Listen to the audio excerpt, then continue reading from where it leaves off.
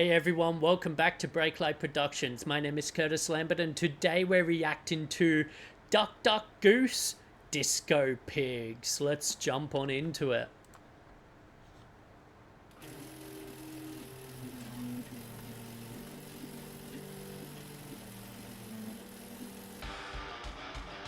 Ooh. Ah, hell yeah. Awesome. Very simple effects, but love it. Love the like film reel stuff. Ooh.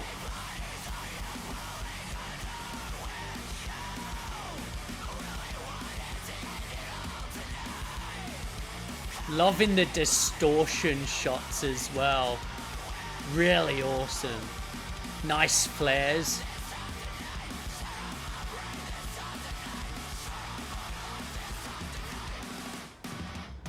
Woo! Oh!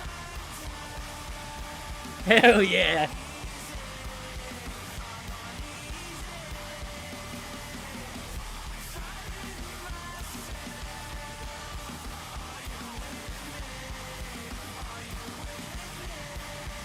Ah, the film reels are so cool.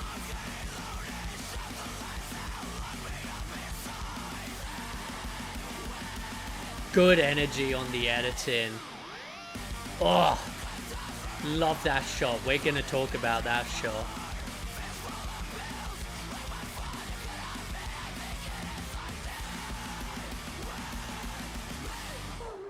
Ah, awesome. Hell yeah. Fuck yeah. That was awesome. Hell yeah. All right, let's talk about it. So I'm not familiar with the band Duck Duck Goose, and this wasn't a like viewer suggestion or anything. I just saw this come up on my feed and was like, that looks cool. And it was. We actually have a lot to talk about, which I love. First off, like all of this like superimposed like film reel stuff is fucking awesome. I love that idea. It's so creepy. And it's a really interesting color grade as well.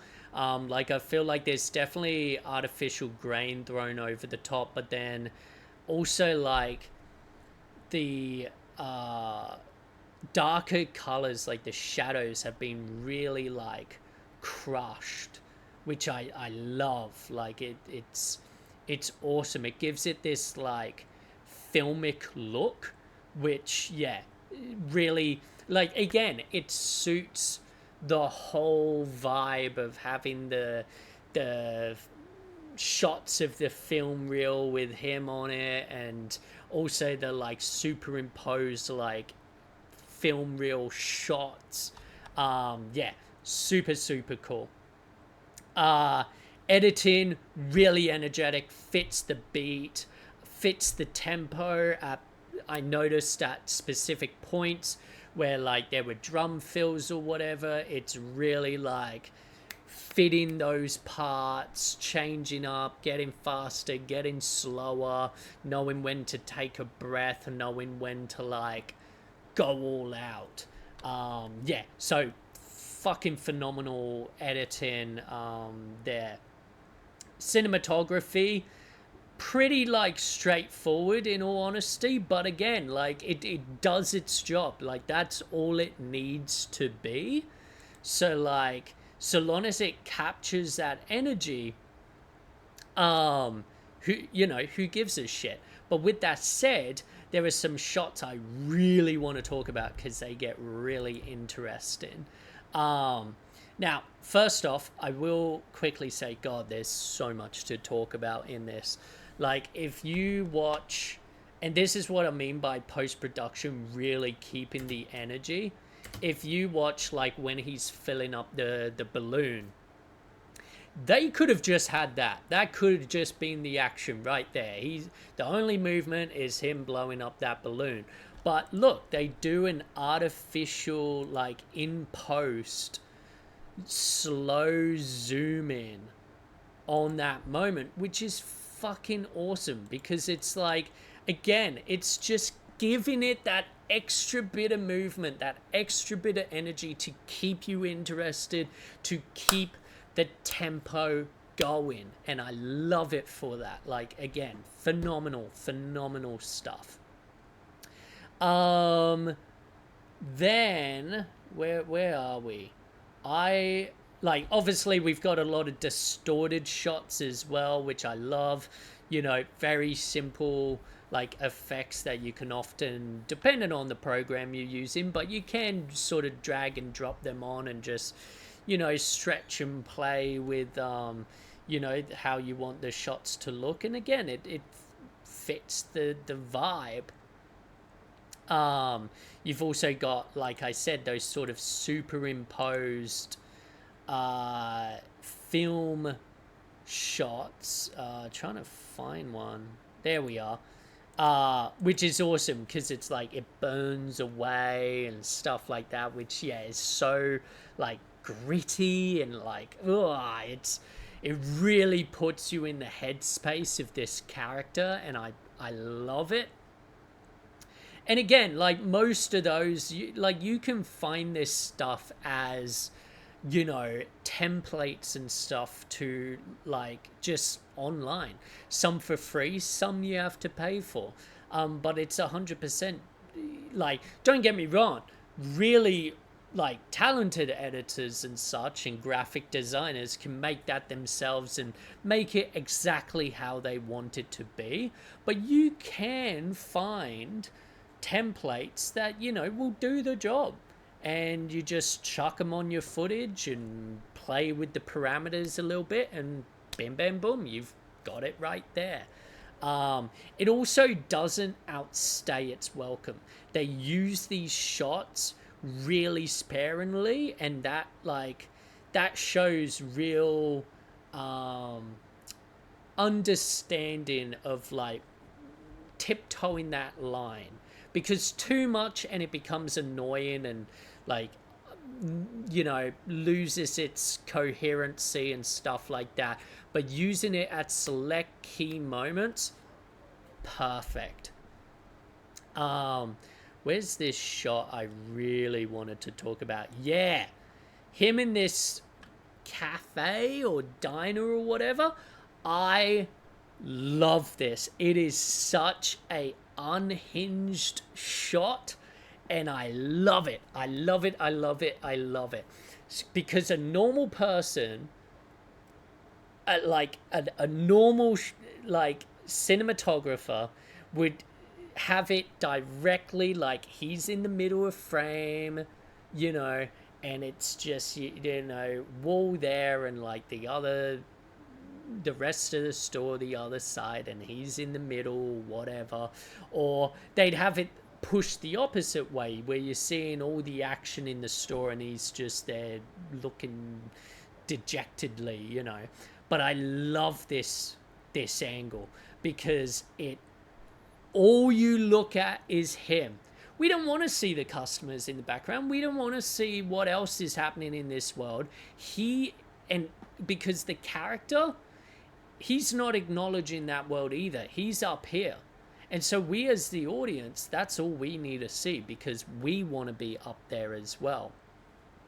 And like, and also pushing him off to one side makes it feel unbalanced, unhinged, uneven, you know, like it feels wrong. Like the shot feels wrong, and that's great when you're trying to portray a character that's at their breaking point. A movie that's a great example of shots like this, and I know it sounds crazy, but The King's Speech, when he first walks into that office and he's got the stutter and everything in his speech. Have a look. There's a remarkable amount of shots where he is like so far over at one side and there's just nothing, just empty wall beside him. But it's because it makes you want to like, it puts you in the same zone as him of like feeling, you know, unbalanced, unnatural, like something's wrong and unhinged deep inside. And you also see like shots like that in the Joker film. So yeah, like super, super awesome work there. Lighting, pretty simple in all honesty. Like most of this seems like natural lighting, just mixed with you know, sort of whatever was available on the day. Maybe I'm wrong with that, you know, maybe there is like you know, lights that they brought in for, you know, especially the final shot where he's gonna, you know, blow his brains out. But you know, but that could 100% just be natural, like natural lighting as well. Another thing I want to talk about, because it's something we rarely get to talk about, is guns on set. So obviously, like, if this is something that you're not interested in knowing or whatever, because at this point I am just going to talk about film nerd shit, you know, feel free to turn off the video. But let's talk about guns on set. Now, typically how you would do it is that, like, you're advised to have a professional armorer on set whose sole duty and only duty is to look after the weapons that are on that set. Now, in Australia, what defines an on-set weapon? It is not a gun, it is not a sword. It is anything being used as a weapon. So if you have a character getting beaten to death with a cup, that cup is a weapon. And so the armorer is the only person allowed access to that weapon. And basically what will happen is they'll have all those weapons behind lock and key. And when it gets to the scene where those weapons are needed, they'll have a full briefing. They'll go around, they'll show every crew member to that weapon. Anyone who requires to can, like, pick it up, you know, check it, make sure it's fake, etc. Make sure it's safe, that they're comfortable with it, ask any questions, blah, blah, blah. And then you go for the scene. And then as soon as that scene is done, that weapon goes back behind lock and key. Now, that's if you're on a professional level shoot. If you're on indie stuff, and most music videos fall into that sort of indie run and gun stuff, it is like, just be safe. Be safe. And honestly, like I fully understand that most people at like a indie level can't afford to have an armor on set. Like, you should, and for legal purposes, like you have to, but let's say you don't. Just be safe.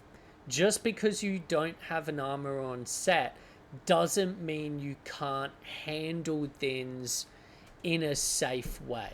You know, don't have your actors fucking around with your prop guns or your prop knives or whatever. You know, have them safely secured where only you have access to them. Show them to people, discuss with it, and then as soon as they're done in that shot or whatever, they go back behind lock and key. Because there are too many examples, and it is sad, like, because, you know, there's a lot of times where, you know, weapons are used on set, 100% safely. Everyone has fun. There's no armor or whatever, but everyone's safe. And it's like, job well done.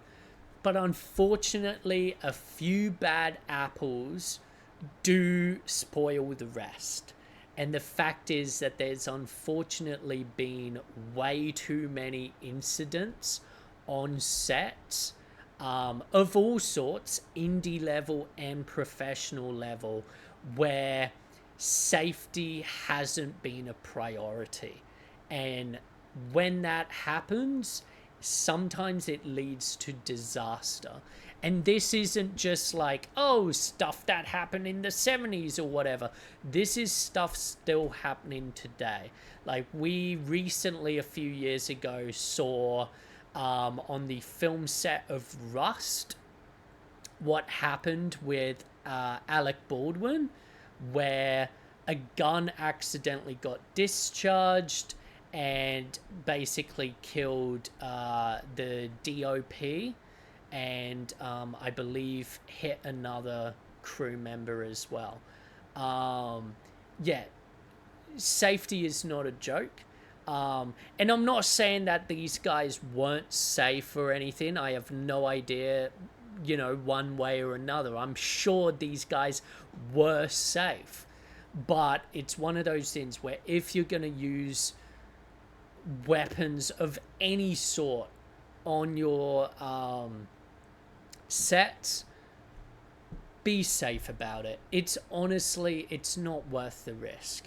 Like, and even dumb things, like not even guns or whatever, but like I've seen shoots where people have actually like been gaff taped to chairs, and then people like forget or whatever, and that person starts having a panic attack because they've been like legitimately taped to a chair for like an hour.